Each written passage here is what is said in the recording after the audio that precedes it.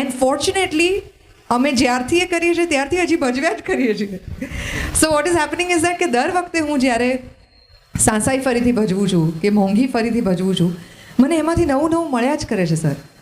એટલે જે દિવસે એ મળવાનું બંધ થઈ જશે, આઈ વુડ રિક્વેસ્ટ હર કે હવે આ કાં તો મારે નથી કરવું, કારણ કે લોકોને તો તોય મળશે, કાં તો some other actor should do it, because I am greedy.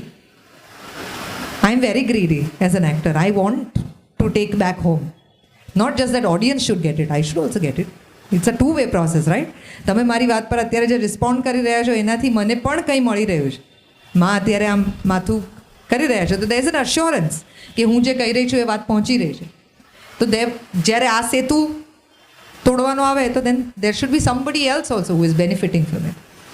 So that's why I am not trying to be politically correct. I am just trying to say that I am in the middle of the process to still find it મોર.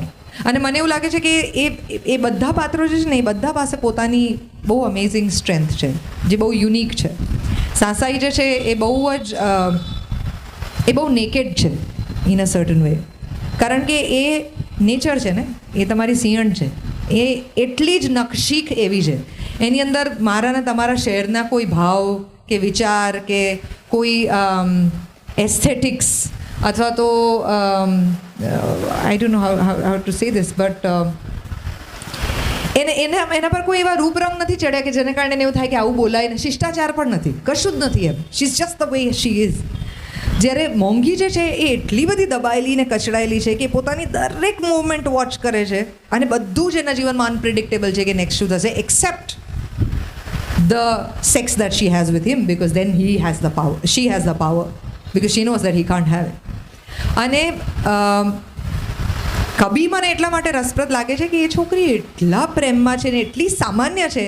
એનામાં સાસાઈની પેલી આમ એનું શૂરવીરતા છે એવું કંઈ નથી એની અંદર, કે એનામાં મોંઘી જેવી લાઈફની એટલી બધી સ્ટ્રગલ નથી. એ સામાન્ય છોકરી છે, અને સામાન્યમાંથી અસામાન્ય બનવાની જે એની પાસે ઓપોર્ચ્યુનિટી છે એમાં એ નોન વાયલન્સ યુઝ કરે છે and still continuous to keep loving. એટલે I think they very different and they all help me become a better person.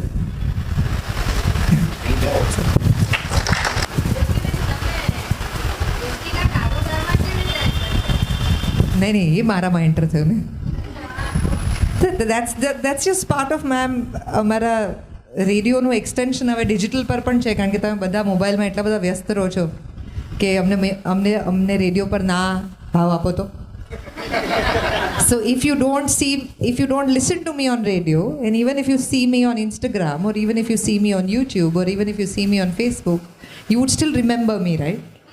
So this is a struggle to make sure that you don't forget me. Huh?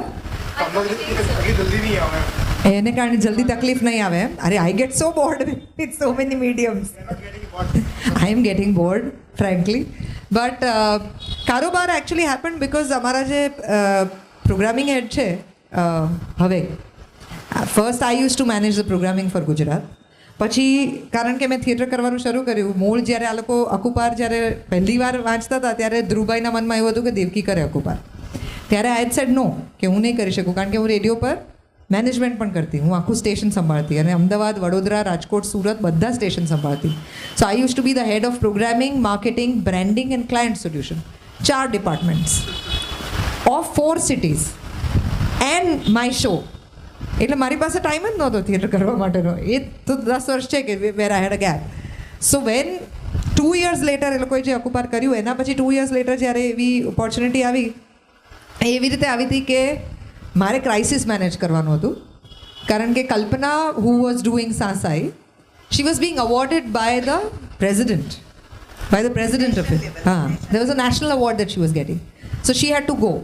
અને માએ વચન આપ્યું છે અમદાવાદના ગામડાઓને કે જે પણ ગામડામાં એ લોકો સ્ટેજ બનાવશે ત્યાં અમે જઈને મફતમાં ભજવીશું, જેથી દરેકે દરેક ગામડાઓની પોતાની એક જગ્યા ઊભી થાય, કલ્ચરલ સ્પેસ ઊભી થાય, એમના એક્સપ્રેશન માટે એમને પ્લેટફોર્મ મળે.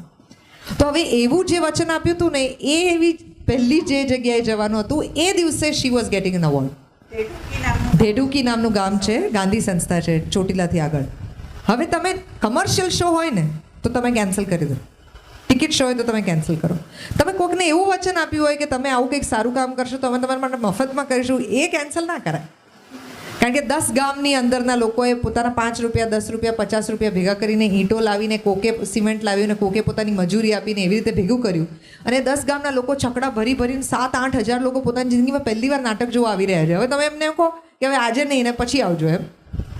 સો દેટ્સ વેન, અને આવું 2 દિવસ પહેલાં ખબર પડી નાટકના. સો એટલે દેન મોમ ટોલ્ડ મી કે તું આ કર ને. સો એટલે હું તો ગભરાઈ ગયેલી, કારણ કે મારે આટલા બધા વર્ષ પછી કરવાનું હતું કે whatever. But then somehow I did it, રડીને એને નર્વસ થઈને એને વોટ એવર. એ તો આઈ સ્ટીલ ગેટ નર્વસ. હું હજી પણ આઈ મીન નવી the sitting here and can tell you કે આમ સ્ટેજ પર જતાં પહેલાં તો હું તો આમાં જોઉં કોક I need to hold someone's hand or I just like I panic too much. પણ so then we ended up doing it, and then because Kalpana had other play that she had taken up, a commercial play, કે જેને કારણે the dates were constantly conflicting. એટલે at some point of time she had to take a call to let go of one play. So of course that was a commercial play and we were still not sure Akupar will sail us for so many years. So we had to let her go, unfortunately. અને એટલે હું સાસાઈ કરતી થઈ.